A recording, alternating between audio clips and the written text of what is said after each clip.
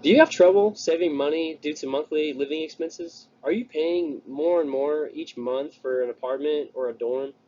In the last few years, we have witnessed the increasing difficulty in not only wanting to own real estate, but to even afford the daunting prices of renting an apartment or even paying for a dormitory on campus. Hi, my name is Aries Howard, and this is my speech as to why students and young adults should first invest in an RV rather than in a house. Good credit, credit history, and a lush down payment are all required for purchasing a home. Buying a home is one of the biggest purchases the average person goes through. How does one pay for college, live, and find the means of saving that down payment for your own house without going crazy and or in debt? Paying rent for a dorm, apartment, or even a house makes saving money for initial down payment really difficult. We all know that by renting, you gain nothing long term financially. By the time you move out of your dorm or your apartment complex or your rent house, you don't gain anything financially. You leave all the money that you spent behind. The money goes towards whoever owns the property, whether it's the school or the landlord. As students and young adults, other adults have told us our whole lives to save, save, save our money. But really, our only options are A, make more money, or B, save more, as in cut down monthly expenses. Let's go ahead and evaluate both of our options. Option A, we must find a way to increase monthly income. We're told to hustle, and this takes time and focus away from our schooling. And we're already on our path to better benefit us financially using our college degrees. This leaves us with option B, which is save more money monthly on monthly expenditures. And if your housing is already paid for or discounted, such as living with your parents, scholarships, or have roommates, then you're already ahead of the game. Let me give you a personal example.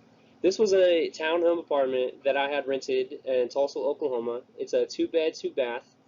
And for the beginning of the first year, rent was only $1,000 a month, but all bills paid. At first, it seemed like a relatively good deal. And at the end of the second year, it had gone up from $1,200 a month and then an average of $300 for bills monthly.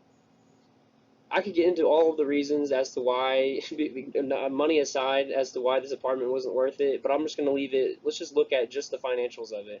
In the little over 2 years of renting this townhome, I spent around $27,000, and I listed my math at the bottom so you can check it. 12 months for the first year, 8 months for when it went up to 1,200, and then for the last four when they added bills. But my solution to this issue to be able to secure my down payment for my future was I bought an RV. Now stay with me, because this upfront cost $27,000, which is what I initially had already spent in the 2 years living in that apartment, except you don't gain anything from renting. But this cost me $3,000 down and $300 a year for full coverage insurance.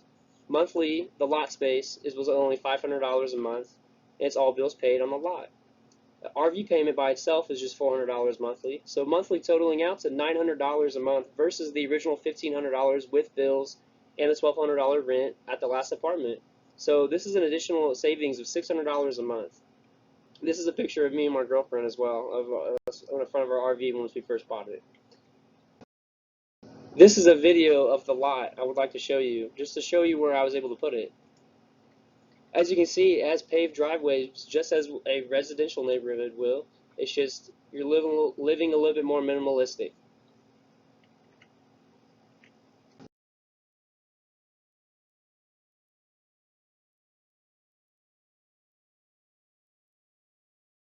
So I wanted to sketch out and give you real-time a visual representation of my logic when I was coming to this decision. So you have path one, which leads you to either renting an apartment, a dormitory just to finish school. And once you go across the finish line, you get your degree, and then you get to go on, and then you get to buy a house and real estate and do all the things that you're wanting to do after school. But you don't get to take anything with you. That path costs more money. You don't gain anything from renting.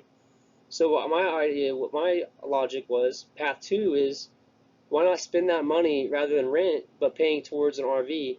So then when I cross the finish line and get my degree, I would still be able to go get that real estate that I'm wanting after school, but I would also be able to keep my RV. So the cons to this solution require sacrifice and compromise, such as living space. Comes with a little bit more complications, and there is a little bit of friction with just doing like laundry and cooking and stuff like that. It is a minimalistic lifestyle, but it comes with its own set of risks, such as weather. These are all factors that I had factored in before I did this. But the pros to the solution was it's very affordable and it can be moved, especially important when you don't know where you are going to end up, where your degree is going to take you. I'm going for marketing, and honestly, I don't really know what company I'm going to be working for. Nor do I want to buy a house in an area where I'm going to have to sell in a few years when I'm moving for a different job. This keeps it where I'm mobile and fluid. And this also builds the credit and the credit history that is often required for when you're going to purchase a house. And the best part is it becomes an asset when it's paid off. And it can be kept, sold, or even put on at a lake to be rented out as an Airbnb. How I implemented this solution. I created a financial plan for savings and goals and monthly expenses. I researched what was the most practical solution for my own living situation. And then I found an RV that would suit my needs, such as the size, my price range, how many people would be living with me, which is just me, my girlfriend, and 2 dogs. And then I decided where the best possible location would be to put it. Either close to campus, job. I put it kind of somewhere in between there for myself. And then I downsized my personal inventory. I stored it, I sold it, and I gave it away. I kept the necessities, the things that I only needed. I just put them in a storage unit for it's like $50 a month. But because it's like my furniture is just couches, kitchen table, stuff like that. Stuff that I'm not necessarily wanting to get rid of, but the things I'm gonna need once I get back into a house. So it's honestly up to you. Is it better to rent and not gain anything financially? You can use my own personal example. I didn't gain anything. If I would have been living in an RV for those 2 years rather than renting an apartment, then I would have $27,000 worth of something. But for the now, I'm gonna be paying for an RV for the next 2 years, and hopefully I can pay that off in the same amount of time. But to summarize, living in an RV is a better decision because it keeps you mobile. After school, you don't really know where your degree could take you. It's also very affordable. Helps you cut down on those monthly expenses in order to cough up the down payment, that lush down payment that's required. It also builds your credit and your credit history. For all of these things go into for when you first are going to go buy a house. But thank you for listening to my speech. I appreciate it.